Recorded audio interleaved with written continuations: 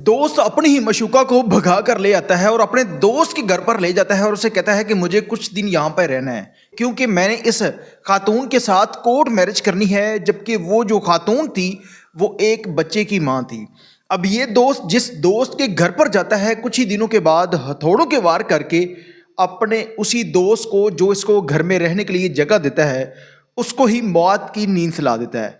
वाकया कहाँ का था और उस दोस्त की गलती क्या थी, जबकि उस बंदे ने तो इसके ऊपर उसे जगह दी, उसके ऊपर एहसान किया था, लेकिन वो उसे जान से मार देता है। वाकया कहाँ का था, उस वाकये के पीछे असल कहानी क्या है, तमाम तर तफसीलात बताएंगे आज के इस आप देख रहे हैं मेरा डिजिटल चैनल। मैं हूं आपको मेजबान हूं उमैर अली। इस्लामाबाद की सोसाइटी है रूहानी कॉलोनी। दो दोस्त रहते थे, एक का नाम है आसफ जबकि दूसरे का नाम है शर्जील। आसफ किसी खातून को पसंद करता था और उसको घर से भगा कर ले आता है। अब जिस खातून को पसंद करता था उसका नाम शाजिया है और वो शादीशुदा है और उसका एक बच्चा भी है। अब जब इनकी बातचीत होती थी तो एंड इनका ये होता है कि ये शाजिया को भगा कर ले आता है और अपने दोस्त सरजील को कॉल करता है कि यार मुझे रहने के लिए जगह चाहिए, मैंने इस तरह जो है वो कोर्ट मैरिज करनी है और मैं एक लड़की को भगा कर ले आया हूँ। उसका जिगरी यार था और उसने कहा कि कोई मसला नहीं, आप मेरे घर पर आ जाओ। उसे ये लगा था कि शायद ये 2 दिन 3 दिन तक रहेगा, लेकिन ये वहाँ पर ऐसे डेरे जमा कर बैठ जाता है जैसे इसका खुद का अपना ही घर हो। 1 दिन 2 दिन 10 दिन 20 दिन बल्कि 1 माह गुजर जाता है। अब जो आसफ है इसका घर कुछ इस तरह से था कि नीचे दुकानें हैं, ऊपर इसका फ्लैट है। अब इसकी बीवी भी है घर पर। इसकी बीवी इसको कहती है कि आपका दोस्त तो इधर ही डेरे जमा कर बैठ गया है, ये ना हो कि कल को हमें किसी मुसीबत में डाल दे, बेहतर है कि आप इसको घर से रवाना करो। क्योंकि इस तरह के मामलात में अक्सर जो लड़की वाले होते हैं वो या तो उनके ऊपर हमला कर देते हैं, उनको मारने की कोशिश करते हैं, क्योंकि उनकी इज्जत उस खातून ने ख़राब की होती है या उस मर्द ने की होती है। वो जो बीवी अपने शोहर को बता रही है कि आप इसे घर से रवाना करो, ये ना हो कि कल को हमें किसी बड़ी मुसीबत में डाल दें। अब वो उसका जिगरी दोस्त था, वो उसको कह भी नहीं सकता था। अपनी बीवी को कहता है कि ठीक है मैं कह देता हूँ, लेकिन वो उसे कहता नहीं है।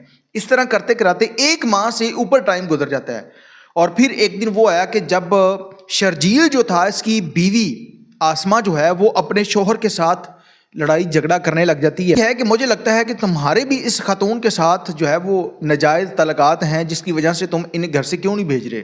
अगर कोई ऐसा मामला नहीं है तो तुम इनको घर से भेज दो।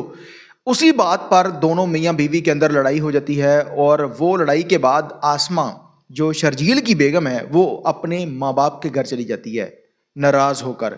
2 दिन के बाद शर्जील अपनी बेगम को कॉल करता है और कहता है कि मैं अपने दोस्त को घर से भेज देता हूँ, आप वापस आ जाओ। वो कहती है कि ठीक है आप इन्हें घर से भेजो और मैं वापस आ जाऊँगी। और अगले दिन शर्जील अपनी वाइफ को कहता है कि मैं खुद आपको लेने आऊँगा, आप सामान वगैरह पैक करके रखो, मैं आ रहा हूँ। और वो शर्जील जो है वो अपनी बेगम को लेने वहाँ पर नहीं पहुँचता। 1 दिन गुजरा, अगले दिन बेगम ने जब उसकी कॉल की तो उसका मसलसल नंबर बंद जा रहा था और उसके दिल में वसवसे आने लग जाते हैं कि हो सकता है कि उनके साथ कुछ गलत ना हो गया हो। वो अपने जेठ जिसका नाम जो है वो अकील है उसको कॉल करती है कि आप घर पर जाएं और जाकर देखें कि शर्जील कहाँ पर है, उसका नंबर क्यों बंद जा रहा है। अब वो वहाँ पर जाता है तो घर को ताला लगा है। वो वापस अपनी उस भाभी को कॉल करता है कि शर्जील जो है वो घर पर नहीं है, ताला लगा हुआ है, शायद वो कहीं काम गया हो। बेगम उसको तसल्ली होती है। वो फिर 2 दिन के बाद कॉल करती है, नंबर फिर बंद जा रहा है। अब वो खुद जो है वो उसी घर पर पहुंचती है और तब तक उसकी उस घर से स्मेल आने लग जाती है। फिर उसने अपने जेठ को कॉल की, फिर वहाँ पर पुलिस को बताया, तमाम तर मोहल्लेदार इकट्ठे हो जाते हैं। जब उस ताले को तोड़ा जाता है तो वही दोस्त जिसने अपने दोस्त को रहने के लिए जगह दी थी वो मुर्दा हालत में उसी घर के अंदर पड़ा हुआ था। उसके बाद पुलिस आती है, तमाम तरह वकूबे का जायजा लेने के बाद फॉरेंसिक की टीमों को भी बुलाया जाता है और इससे ये चीज़ साफ जाहिर हो जाती है कि सर के अंदर चोट लगने की वजह से इसकी जान गई है। उसके बाद उसकी बेगम से पूछा कि ये तमाम तरह मामला जो है वो किस तरह से हुआ है। उसकी बेगम कहती है कि मुझे नहीं पता, लेकिन इसके पीछे कहानी कुछ इस तरह से थी कि इसका एक दोस्त है जो कि एक खातून को भगा कर लेकर आया था और वो इसी घर में हमारे साथ रह रहा था, जिसकी वजह से हमारी आपस में लड़ाई हो गई और मैं नाराज़ होकर चली गई। और फिर पुलिस उसी शख्स को गिरफ्तार करती है, उसके साथ शाजिया को भी गिरफ्तार किया जाता है और फिर उससे पूछा कि आपने अपने दोस्त को क्यों मारा है। पहले तो वो मानता नहीं है, लेकिन पुलिस जब अपने रवायती तरीक़ेकार के मुताबिक तफ्तीश करती है तो वो शख्स मान जाता है।